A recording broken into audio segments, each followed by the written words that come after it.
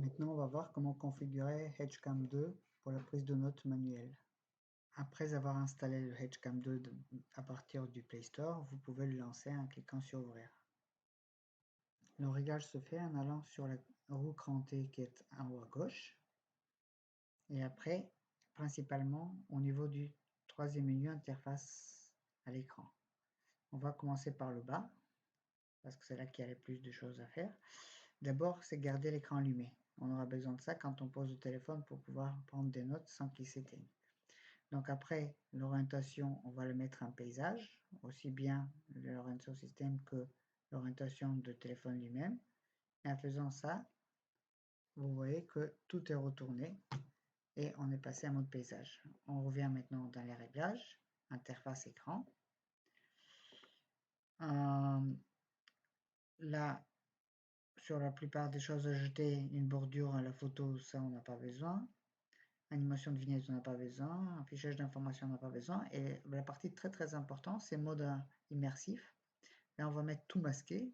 Ainsi, tout l'écran va afficher ce que voit la caméra sans aucun bouton, sans aucun réglage, au moment de prendre ce qui se trouve sur l'écran pour pouvoir l'afficher sur l'ordinateur.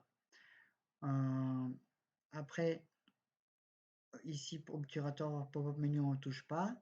Dans les sliders, on peut mettre, qui sont toujours sur le côté ouest, la taille des sliders, on peut la mettre petite, avec très peu d'espace entre les sliders.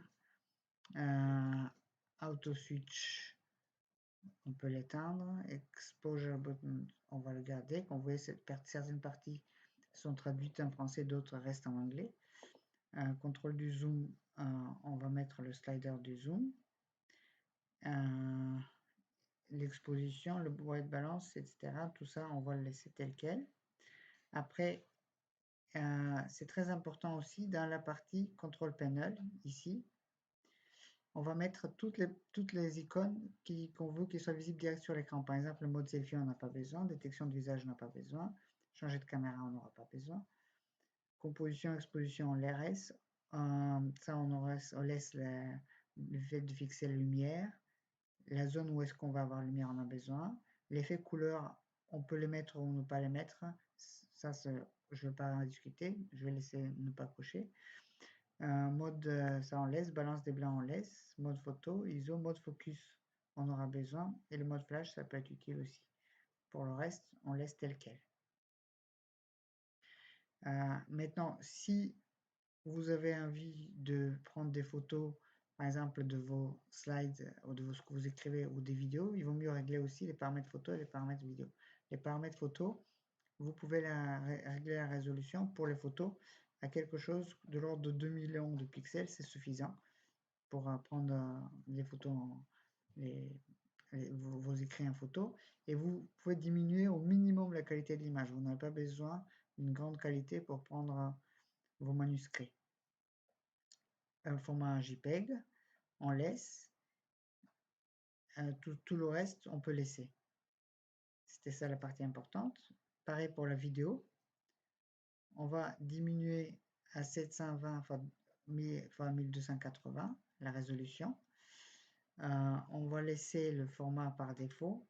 Stabilisation débit. Et ça, c'est le débit, c'est intéressant. C'est très haut. On va diminuer beaucoup. Par exemple, à 500 kilobits seconde, c'est suffisant pour ce qu'on va faire parce que ça ne bouge pas beaucoup. Et nombre d'images vidéo, pareil, on va baisser au minimum 8 images par seconde, c'est suffisant pour ce qu'on va faire. Donc voilà, donc avec ça, on va avoir des vidéos qui sont petites mais qui sont suffisamment performantes pour pouvoir transmettre ce qu'on écrit sur la feuille si jamais on décide de filmer. Voilà comment ça se présente maintenant l'écran. Donc vous voyez aucun bouton, du moment qu'on touche par contre, il fait la mise au point et tous les boutons apparaissent. Maintenant, comment on va faire? D'abord, ici, on va mettre le focus, on va le mettre en focus bloqué. Ainsi, quand on clique quelque part, il met la mise au point. Et même si notre main passe devant, comme vous voyez, la mise au point ne change pas. Par contre, vous voyez, il y a des variations de lumière. Donc ça aussi, il va falloir qu'on le règle. Ici, on décide où est-ce qu'il va mesurer la lumière, par exemple à cet endroit-là. Si on trouve que... Hop, voilà, j'ai mis au bon endroit. Si maintenant on trouve qu'on veut un petit peu plus clair ou un petit peu plus foncé, par exemple un petit peu plus clair, on peut faire comme ça. Chaque fois quand vous touchez l'écran, il vaut mieux cliquer et tirer pour ne pas changer les réglages. On bloque la mesure de la lumière et maintenant, même si ma main passe, vous voyez, ça change pas du tout. Il n'y a pas de variation de luminosité, il n'y a pas de variation du focus. Donc du coup, si j'écris quelque chose, par exemple, si je prends mon crayon et je veux écrire quelque chose, ça n'empêche pas du tout la lecture de ce qui est autour. Par ailleurs, ici, on va cacher les boutons. On peut aussi allumer ici, si on a besoin, s'il fait par exemple sombre, ici on peut allumer la lumière de l'appareil photo, mais là c'est un peu de jour donc ça va. Ici, l'autre chose qu'on va faire, c'est qu'on va zoomer un petit peu pour pouvoir faire devenir pour que ce soit visible. Et c'est bon, on est prêt. Maintenant, on peut commencer à écrire sur notre feuille.